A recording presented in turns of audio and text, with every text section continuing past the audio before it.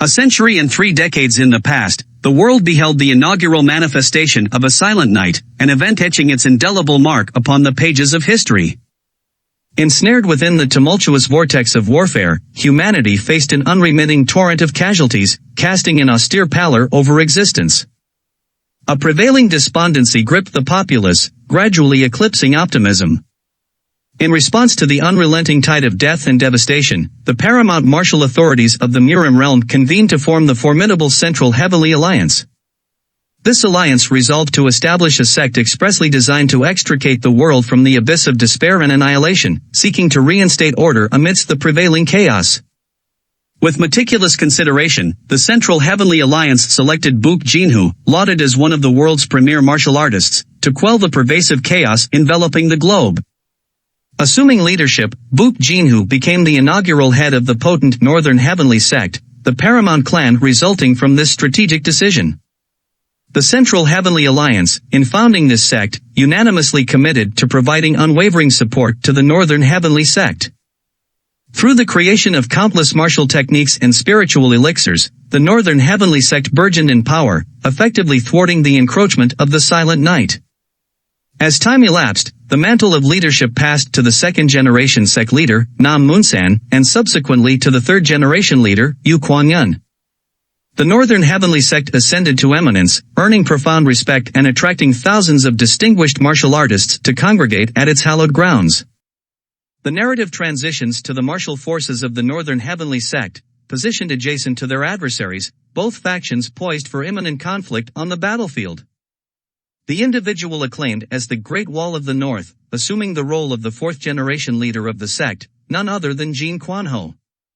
His comrades, renowned as the Great Four of the Northern Heavenly Sect, stand as the principal pillars buttressing the foundation of the sect's strength and influence. Positioned beside their leader and poised to engage in battle on the battlefield, the formidable quartet swiftly advanced towards their adversaries as the clash between the two formidable forces ensued. In the heat of combat, one of the distinguished pillars harnessed the might of the demon fist, known as Zhou Qianwu, delivering a formidable punch that sent his opponent soaring through the air. The second elder, Kyung Musang, unleashed his devastating technique, the Tempest Storm, obliterating the opposition as the ground itself erupted in response to the sheer force of his strike. Charging into the fray, the third elder, Yun Xionhua, executed a swift and lethal stroke with his sword, aptly named the Cursed Ghost Blade, swiftly decimating the adversaries in a single, precise motion. Meanwhile, the fourth elder, Ja Hyakshim, deftly wielded a whip, relentlessly subduing and consuming foes alongside his compatriots. As the leader entered the fray, his eyes ablaze with determination, a prelude to a devastating strike, the very ground beneath him quivered and cracked as he unleashed a forceful kick, obliterating the entire opposing army in a single sweep, sending them hurtling through the air in chaotic disarray. Thus, the Silent Night reaches its limits and ultimately faded away in the presence of Northern Heavenly Sect. The narrative seamlessly shifted to the current temporal juncture, wherein our focal persona, the 13-year-old Jin Muwon, became immersed in an overwhelming sense of bewilderment. His eyes, suffused with teardrops, reflected a profound state of incredulity, as though his entire cosmos had disintegrated in front of him. Concurrently, he observed his father, who knelt down, grasping a sword firmly embedded in the earth. His paternal figure, stoically anchored to the ground by means of the sword, appeared to maintain a precarious equilibrium. Jin Muwon's father, vanquished and in a kneeling posture, faced the onslaught of the Central Heavenly Alliance, convened with the intent to annihilate all ties to the Northern Heavenly Alliance. Contemplating the gravity of the situation, it became apparent that only the most formidable individuals had convened at this juncture. Furthermore, atop the hierarchy stood the Nine Skies, formidable and impervious figures who wielded dominion over the Murim realm. The Nine Skies, Seo Manhwa, who entitled with Seeker of Knowledge, an extraordinary prodigy who revived the once ruined Seo Moon family. His thirst for knowledge and passion for learning allowed him to attain the Heavenly Lord's wisdom. Speaks to sect leader Jin, are you planning to keep denying the truth till the end? For what reason did the sentinel against the profound hush of the Silent Night betray our cause? In retort, Jin Muwon's father adamantly asserted, I have conducted my existence with utmost honesty, and now you assert that I am the perpetrator of betrayal to the Silent Night? Refrain from uttering such egregious fabrications. In response to this challenge, Seo Manhwa countered by highlighting that the formidable pillars of the Northern Heavenly Sect had testified against him, questioning the persistence in disseminating falsehoods. Upon absorbing the response from the Nine Skies, he directed his gaze towards his fellow companions, who, with obscured visages and averted eyes, stood discreetly behind the assembly. Succumbing to a sense of defeat and betrayal, he shut his eyes and released a profound sigh. Amidst this betrayal, my erstwhile trusted companions, comrades in the decades-long warfare, have turned against me. Once considered brothers, why, then, have you abandoned the cause of the Northern Heavenly Sect? I find myself truly isolated.